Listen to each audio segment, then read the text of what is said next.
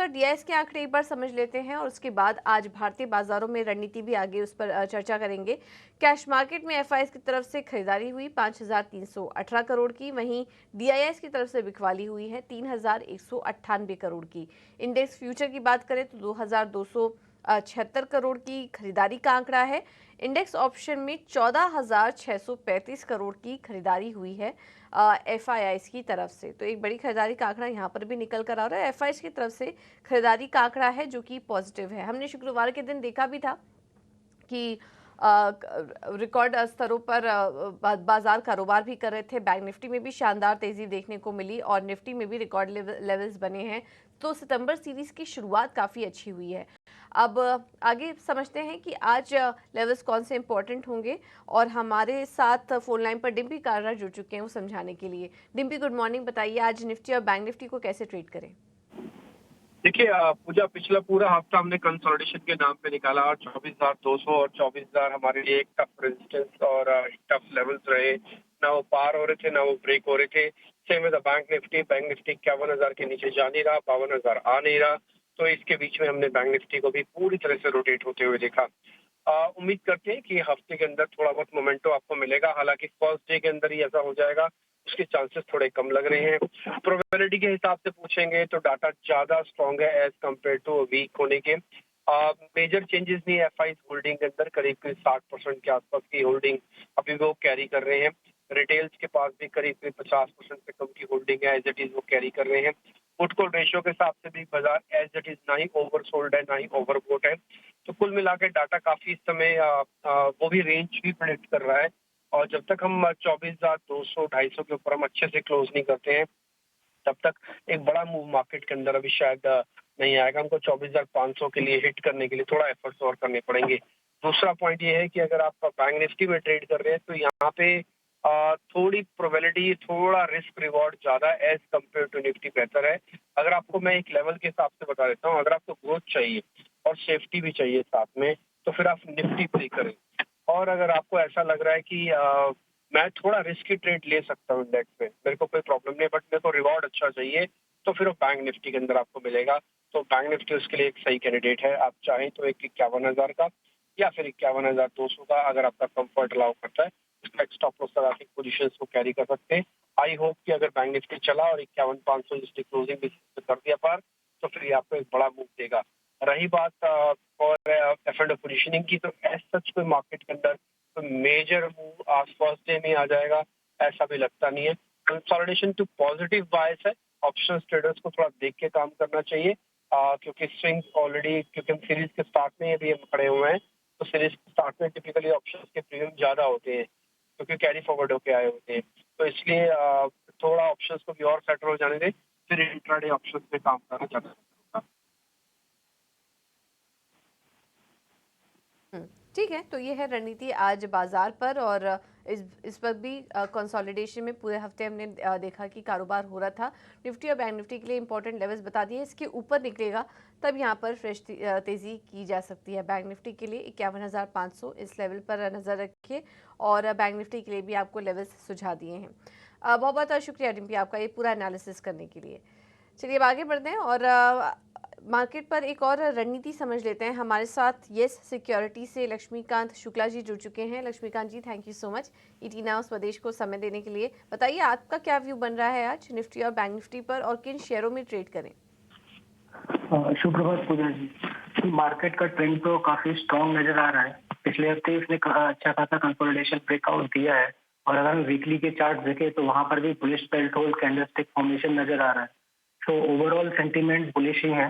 अगर मैं immediate support की बात करूं वो आ रहा है 25,000 पे और जो क्रूशियल सपोर्ट आ रहा है वो आ रहा है 24,870 के आसपास। तो मुझे लगता है कि निफ्टी यहाँ से अपनी जो रैली है वो और फर्दर एक्सटेंड कर सकती है और जो नेक्स्ट साइकोलॉजिकल लेवल है 25,500 लेवल का, वहां तक पहुंच सकती है। तो ओवरऑल अगर हम इसके अलावा भी दूसरे डेटा देखें, अगर एफआई लॉन्ग शॉर्ट रेशियो देखें वो भी पॉजिटिव टेरिटरी में ट्रेड कर रहा है। इंडिया विक्स भी 200 डीएमए के नीचे ट्रेड कर रहा है। तो ओवरऑल सेंटीमेंट पॉजिटिव ही दिख रहा है। बैंक निफ्टी में थोड़ा सा अंडर परफॉर्मेंस नजर आ रहा है क्योंकि पिछले कई हफ्तों से बैंक निफ्टी 50 डीएमए का जो रेजिस्टेंस है 51,540 के आसपास उसको नहीं निकाल पा रहा है। हालांकि निचले लेवल पे सपोर्ट भी है जो कि आ रहा है 50,900 से लेकर 50,600 जोन तक। उसको उसके ऊपर ही वो ट्रेड कर रहा है। तो ओवरऑल एक्सपेक्टेशन ये है कि इस हफ्ते बैंक निफ्टी ऊपर की साइड ब्रेकआउट देगा, तो वहां से हमें फिर 800 टू 1000 पॉइंट की अपसाइड रैली देखने को मिल सकती है, जो कि बैंक निफ्टी को पुश कर सकती है 52,300 से लेकर 52,500 जोन के लिए। बैंक निफ्टी में हमें एक इमीडिएट सपोर्ट दिखाई दे रहा है 15,900 का। तो जब तक बैंक निफ्टी इसके ऊपर ट्रेड करती है तब तक हम एक्सपेक्टेशन अपसाइड ब्रेकआउट का रख सकते हैं। अगर हम स्टॉक्स की बात करें तो आज की मेरी दो रिकमेंडेशन है। सबसे पहला है हीरो मोटो कॉर्पोरेशन। सो ये जो स्टॉक है इसने एक फॉलिंग ट्रेंड लाइन का ब्रेकआउट दिया है डेली के चार्ट पे, और जो ब्रेकआउट मिला है वो हमें डिसेंट वॉल्यूम के साथ मिला है। तो मुझे लगता है कि हीरो मोटो कॉर्प में तेजी बनी रहेगी आने वाले समय में। तो इस स्टॉक को हम करंट लेवल पे बाय कर सकते हैं। जो हमारा टारगेट रहेगा वो रहेगा 5800 का, और जो हमारा स्टॉप लॉस रहेगा वो रहेगा 5300 का। दूसरा जो स्टॉक है वो इंश्योरेंस स्पेस से है। पिछले कई दिनों से हमने इंश्योरेंस सेक्टर में भी बुलिशनेस देखा है।